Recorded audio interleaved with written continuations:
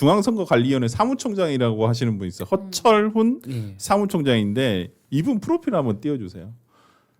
보니까 작년 2025년도 8월부터 지금 중앙선거관리위원회 사무총장으로 재직하고 계세요. 그 전에 보니까 뭐 계속 선거관리위원회 공무원으로서 계속 재직을 하신 것 같아요. 그 전까지 2023년도 6월부터 이때 차장이고, 그러니까 소위 말하는 이분이 중선거관리위원회에서 실세예요. 이분 위에 바로는 이제 선거관리위원장인데 또 그냥 비상근이잖아요.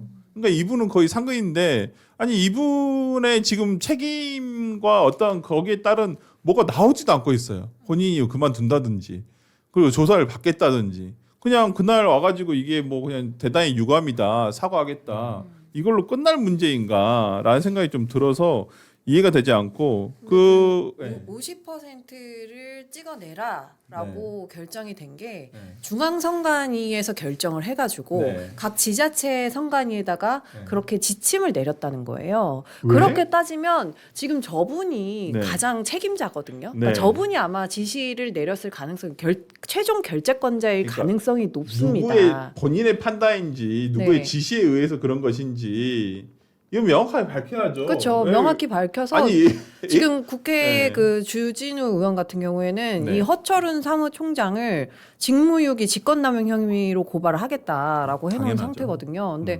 저는 정말 이거를 법적으로도 밝혀야겠지만 사실은 어떤 결제 그리고 어떤 근거에 의해서 50%를 투표용지를 만들어라라고 지시했는지 확인을 해야 되는 것이, 아니 요즘에 AI 시대 아니겠어요? 맞아요. 그러니까 빅데이터 시대인데 이 정도 예측을 할 수 있다라고 했을 때는 뭔가 근거 기반이 있었을 거란 말이죠. 근데 그 기반이 없이 그냥 어느 한 사람의 추정으로 해서 했다라고 한다면 저는 좀 위험할 것 같고, 아니 근데 이해할 수가 없는 사건인 것 같아요. 그리고 어떻게 유권자가 몇 %를 투표할 것이다라고 예측을 하죠? 그러니까 관련해가지고 그 투표용지 부족한 곳에 대해서 2022년도에 오세훈 시장이 득표를 한 그 CG가 있다고 하는데, 저희 제작진 한번 화면에 띄워주시면 한번 봐보도록 하겠습니다.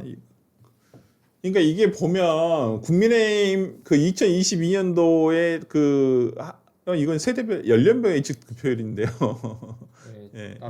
다른 여기가 그 오세훈 부족 지역이 강남구가 이 한 곳이고, 그러니까 지금 이번 선거에 그 오세훈 후보가 더 득표 1위를 많이 한 곳이 빨간색으로 표시가 된 곳인데 강남구의 한 곳이고요. 2022년도에는 오세훈 시장 득표율 74.38%, 송파구 12곳이 오세훈 득표율이 64.89%예요.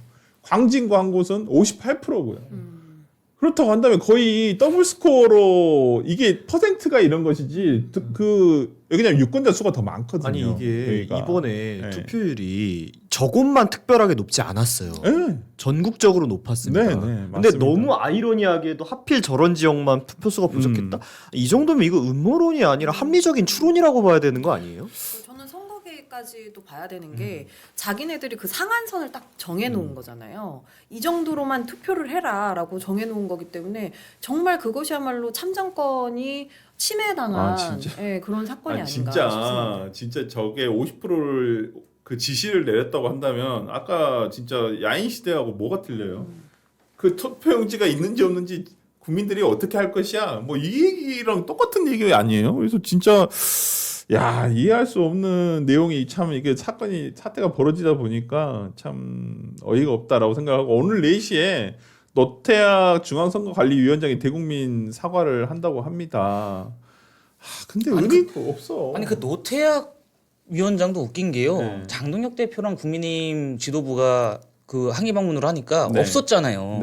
비상근이라서 없다 그러잖아요. 아니 저희가 이 사태가 벌어지자마자 국민의힘이 간 게 아니거든요. 시간이 한참 있다가 갔어요.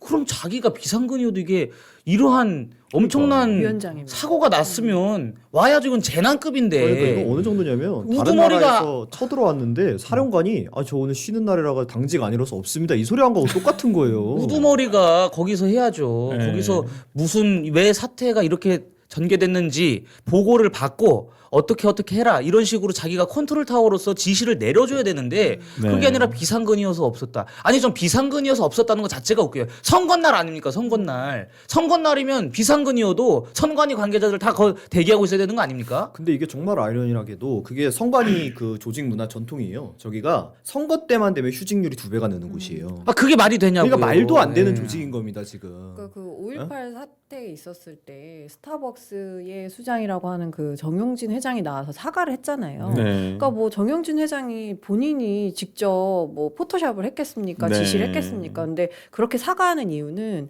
진정성과 그리고 정말 참여를 하겠다라는 뜻이었던 것 같아요. 근데 그 정도 되면 저도 노태학 선관위원장이 원래는 진작에 나와가지고 그럼요. 사과하고 이거 진실을 밝히겠다 해야 되는 건데 아니 보고가 그런 부분이 들어갔을 없었던 거 것 아닙니까? 같아요. 기사로 나오기 다 전에 알죠. 보통 보고가 예. 들어가요. 제가 이때 오세훈 캠프에 있었는데요. 이러한 제보가 네. 오후 4시 한 40분, 50분 이때부터 왔습니다. 네. 그래서 저희가 이 현황 파악을 막 하고 있었는데 그때 기사가 나기 시작을 한 거예요. 네. 송파구 일부 투표소에서 투표용지가 부족해서 현재 선거가 이루어지지 않고 있다. 근데 그게 깜짝 놀랐어요. 출구조사 전부터 보도가 됐습니다. 그러면서 모 언론 매체들은 방송 매체들은 저희한테 그 투표소가 어디냐 문의가 왔어요. 현장을 가서 취재를 하겠다. 네. 그래서 제가 어디라고 알려줘서 갔습니다. 네. 실제로. 네. 네. 그러면 출구조사가 6시, 18시에 나오는데 네. 그 전부터 이러한 사태가 발생됐다면 선관위원장으로서 네. 본인이 선관위에 출근을 해서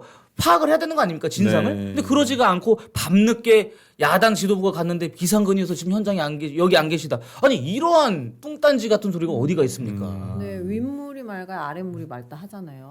그러니까 그 블라인드인가요? 거기도 글이 올라왔던 게 아니 공무원들이 화가 나는 거예요. 그죠.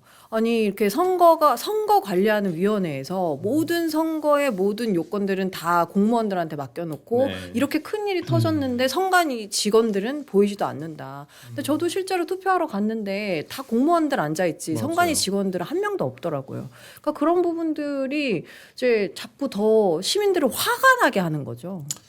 하여튼 이게 저는 뭐 중선거관리위원장이 대법관이 겸직을 하는 시스템인데 이것도 조금 변화가 있어야 되지 않을까 싶어서 이번 차에 좀 중선거관리위원회에 대해서 선관위 전체적으로 좀 문제가 많은 것 같아요. 뭐 지역 선관위도 마찬가지고 중앙선거관리위원회도 마찬가지고 저는 이번 차에 대대적인 수사가 이루어져서 수사와 감찰이 좀 동시에 이루어져야 되지 않을까라는 생각을 해보면서 한번 노태학 중선거관리위원장의 어떤 발표 한번 지켜보시죠. 아니 다음 이게 주에. 아까 전에 야인 시대 그게 나왔으니까 하는 말인데 네. 저게 막 6.25 때도 얘기를 하거든요. 네. 근데 6.25 때 우리나라 북침이 일어나 북한 침공을 했을 때 네. 북한이 침략을 했을 때 그 우리나라 국방부 장관한테 보고를 하려고 그러는데 보고를 했더니 그 비서가 뭐라 그러는지 알아요? 일요일이셔서 전화를 안 받으십니다 그랬다는 거예요.